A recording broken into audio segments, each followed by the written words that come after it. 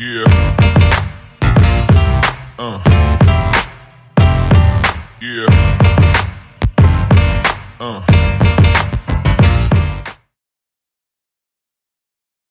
Oi, gente, boa noite. Bom, no vídeo que iremos apresentar, vamos falar um pouco sobre as penas restritivas de direito, em especial a prestação pecuniária como primeira espécie de pena restritiva de direito. E para sintetizar melhor, utilizamos um diálogo de WhatsApp. A intenção foi basicamente deixar um pouco mais fácil o conteúdo, a fim de vocês compreenderem melhor. Espero que vocês entendam. Amiga, não tem muita dor de cabeça, não. Vai no artigo 43 do Código Penal, que lá tu vai encontrar que as penas restritivas de direito, elas são medidas aplicadas pelo Estado como resposta a um crime, substituindo ou acumulando a privação de liberdade, né? O artigo 44 também, ele determina que as penas restritivas substituam as privativas de liberdade quando os requisitos forem preenchidos. Tem alguns requisitos aí que precisam ser preenchidos para que haja essa substituição, né?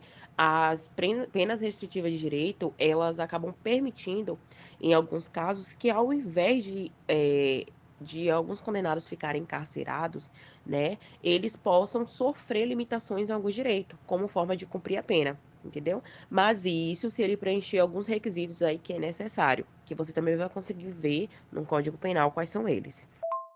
E, tipo assim, dentro dessas penas restritivas, você vai encontrar algumas espécies, né? Algumas espécies aí de pena.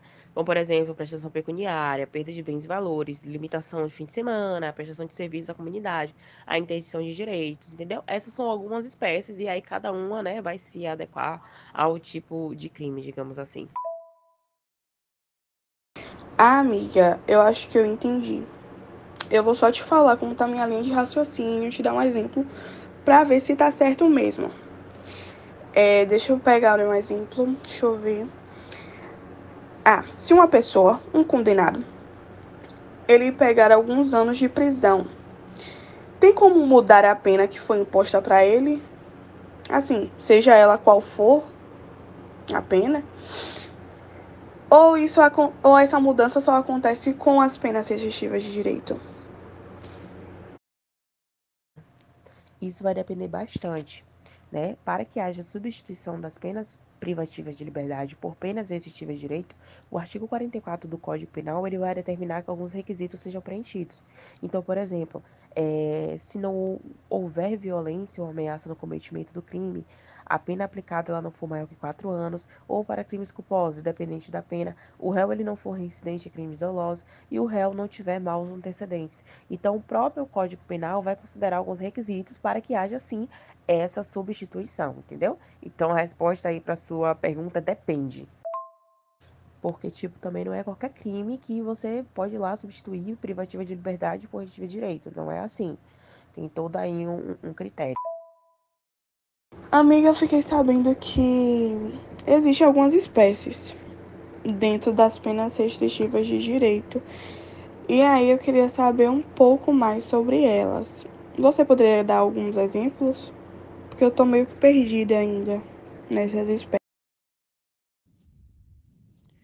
Sim, meninas, eu estava estudando sobre as espécies de PRD, pena restritiva de direito, e vi que tem a prestação pecuniária, perda de bens e valores, prestação de serviços a comunidades, interdição temporária de direito e limitação de fim de semana.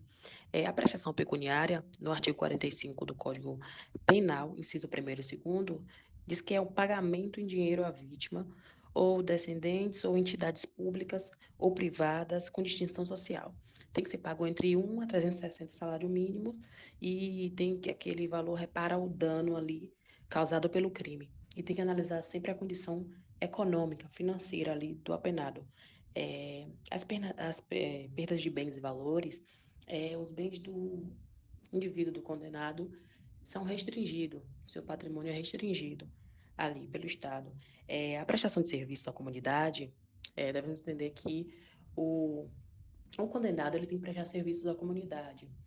Os locais podem ser escolas, pode ser orfanatos, pode ser hospitais, e ele tem que prestar esses serviços gratuitamente, não tem que ter nenhum vínculo empregatício. E também, meu áudio cortou aqui, vou continuar. E também, esses trabalhos não podem ser feitos em igreja em questão do Estado laico, que nosso país né, é um país laico. Também tem outra espécie que é a limitação de fim de semana, que o indivíduo ele tem que, aos sábados e domingos, ficar 5 horas em casa de albergados ou em locais semelhantes, e durante esse período de 5 horas, ele tem que estudar ou participar de palestra, ou fazer algo educacional, entendeu? E também tem outra espécie que é a interdição temporária de direito, onde o direito do indivíduo ali é interditado. Como assim? Ele pode perder o direito de dirigir de em determinado lugar, ele pode também perder o direito de se inscrever em concurso, em exames, entre outras funções. Ele pode perder o direito. Amiga, eu tava fazendo algumas análises aqui nas minhas anotações e eu não entendi o porquê que a prestação pecuniária não é a mesma coisa que a multa. No caso, teria alguns exemplos para distinguir uma da outra? Ou elas são iguais? Amiga, multa não é a mesma coisa que prestação pecuniária, porque multa ela é uma espécie de pena e prestação pecuniária é uma espécie de pena restritiva de direito. A pena de multa ela é diferente da prestação pecuniária. Nas minhas anotações aqui, eu tenho algumas coisas que distinguem uma da outra. Na pena de multa, ela é destinada ao fundo penitenciário, o valor não é descontado da indenização e o descumprimento leva à execução da multa. Já na prestação pecuniária, ela é destinada à vítima e aos seus dependentes ou descendentes, ou a entidades com distinção social.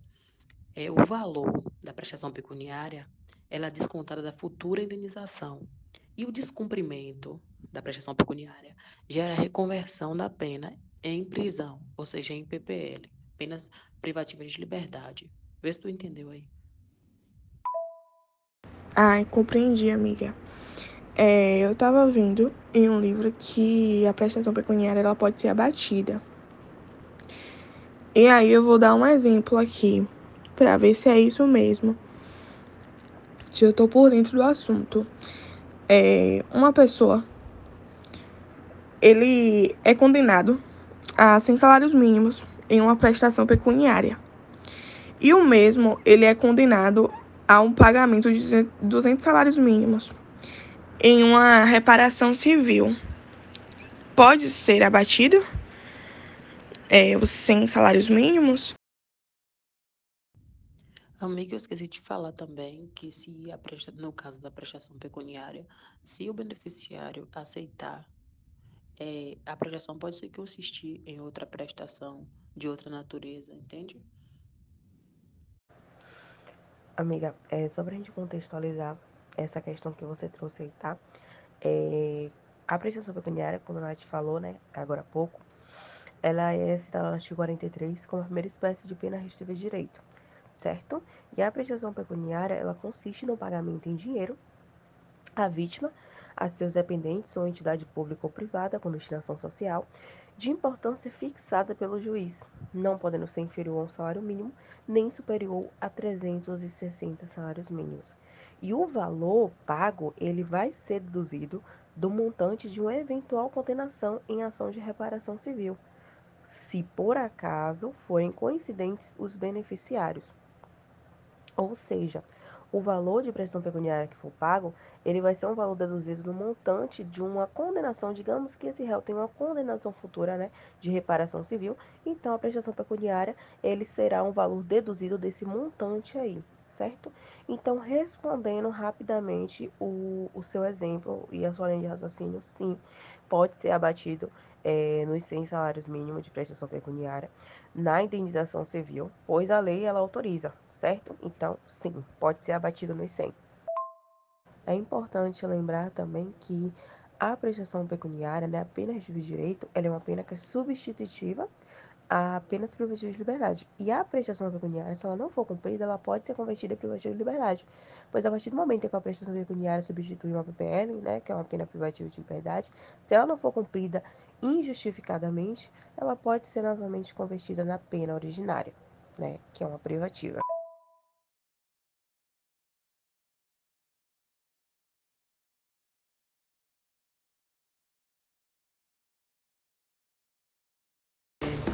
Então, gente, eu estava vendo aqui a discussão de vocês sobre as penas restritivas de direitos, em especial a prestação pecuniária.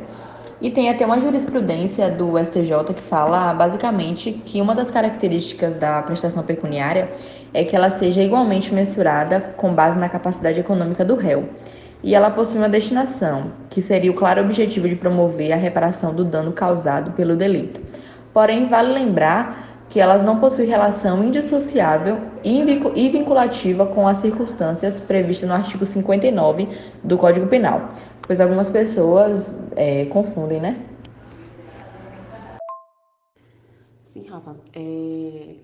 Considerando, né, a jurisprudência que tu trouxe aqui, eu também vi uma que eu achei bastante interessante, que fala basicamente que a prestação pecuniária, ela não guarda relação exclusiva com a capacidade econômica do réu, ou seja, não deve ser considerado isso, né? Além disso, deve ser considerada a gravidade do crime e a medida da sua culpabilidade, atendendo à finalidade de prevenção e de reprovação do crime, né, que está estabelecido no artigo 59 no caput do Código Penal. Porém, nenhum desses elementos ele pode ensejar a fixação de um valor mais alto. Então, a prestação pecuniária ela deve ser fixada em seu mínimo legal, né? Que é um salário mínimo, ou no seu máximo legal, que é 360 salários, tá? Com isso, a gente entende que a fixação do valor da prestação pecuniária ela deve levar em consideração alguns critérios legais e circunstanciais do caso concreto, certo? O juiz ele deve considerar, por exemplo, a capacidade econômica do condenado, gravidade do delito, o dano que foi causado, as necessidades da vítima e as peculiaridades do caso, né? Porque cada caso é um caso. Ah, sim, amiga, agora entendi. Agora vem cá, já que a prestação pecuniária consiste no valor pago em dinheiro à vítima, caso não tenha vítima, vá para alguma outra pessoa ou vai para algum outro lugar, o que acontece? No caso, não há possibilidade de não haver vítimas, né? Mas eu entendi isso aqui dizer. Caso, por exemplo, a vítima não fique viva, né? Digamos assim.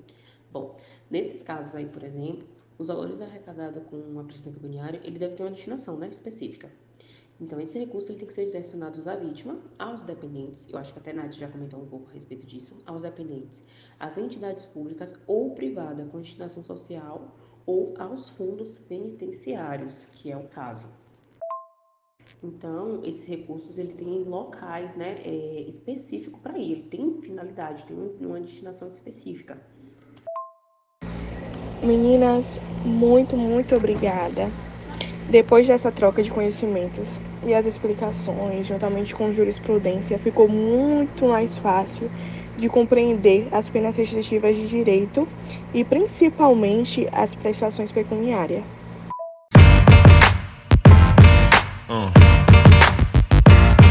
Yeah. Yeah.